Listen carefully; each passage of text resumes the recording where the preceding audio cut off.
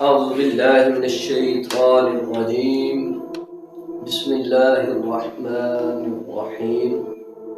لله ما في السماوات وما في الأرض.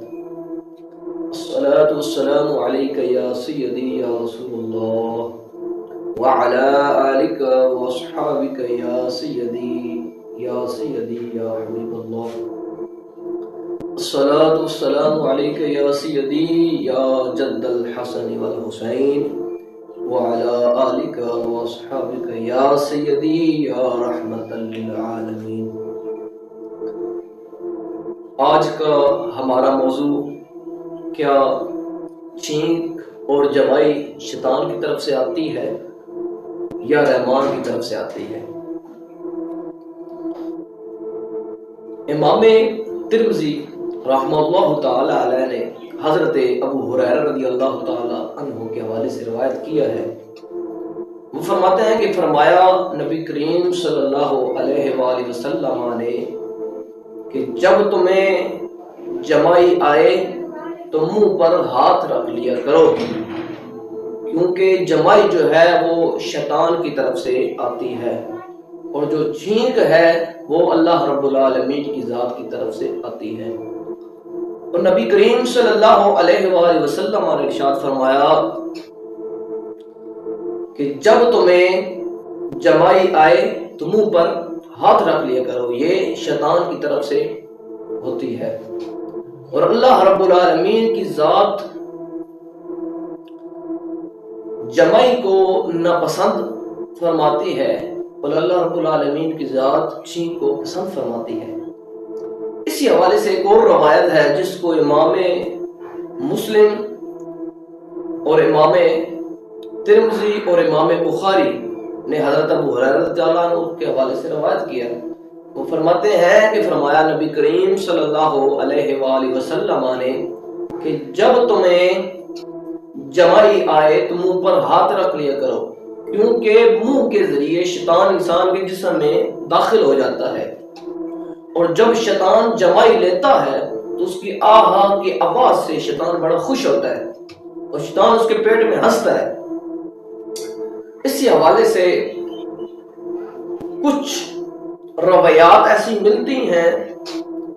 ایک بڑی مشہور روایت ہے حضرت ام سلمہ رضی اللہ تعالی عنہا کے حوالے سے کہ نبی کریم صلی اللہ علیہ وآلہ وسلم نے ارشاد فرمایا کہ سخت قسم کی چھینک اور جمائی سخت قسم کی یہ شیطان کی طرف سے ہوتی ہے. اس لیے جب کبھی تمہیں جمائی آئے تو اپنے منہ پر ہاتھ رکھ لیا کرو. تو آج کی یہ جو ہماری ویڈیو اس حوالے سے تھی کہ کیا اکثر سوال کرتے رہتے ہیں لوگ کہ کیا جمائی تو ہم نے سنا ہے شیطان کی طرف سے آتی ہے، اور چھینک جو ہے کیا یہ بھی شیطان کی طرف سے ہوتی ہے؟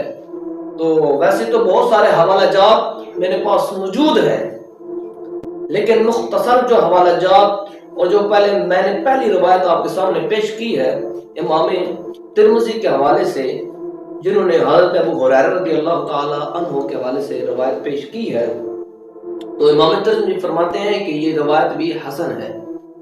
تو اس طرح بہت ساری ایسی روایات ہیں جن سے یہ بات ثابت ہوتی ہے یہ جو جمائی ہے یہ شیطان کی طرف سے ہوتی ہے اور یہ جو چھینک ہے یہ رحمان کی طرف سے ہوتی ہے.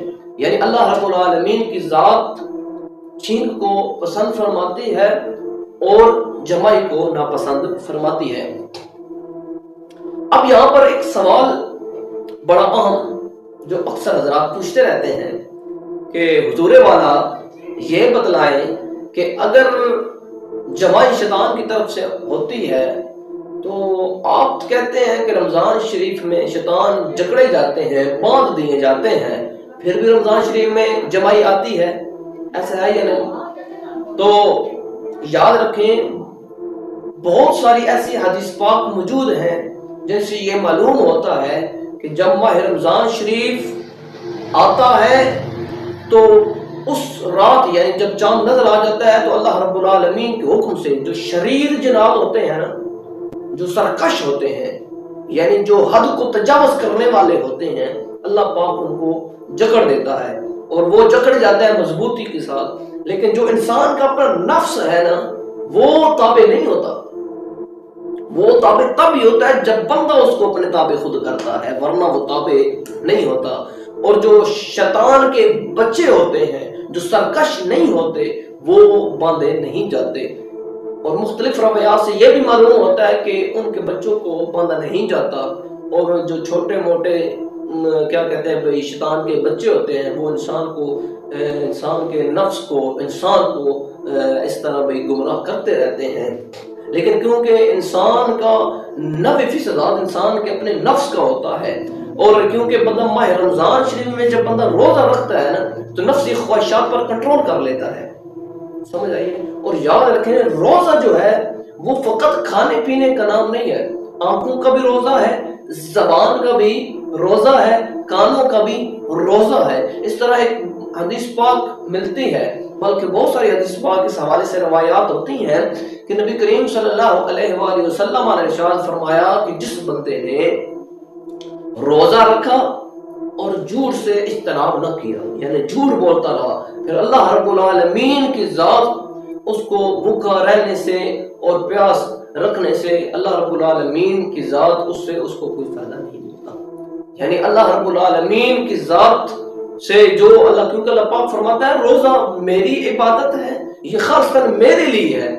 ایک میں نے کل حدیث پاک پیش کی تھی کہ نبی کریم صلی اللہ علیہ وآلہ وسلم نے ارشاد فرمایا کہ شعبان شہری، کہ شعبان جو ہے وہ میرا مہینہ ہے، اور رمضان شہر اللہ، اور رمضان اللہ کا مہینہ ہے.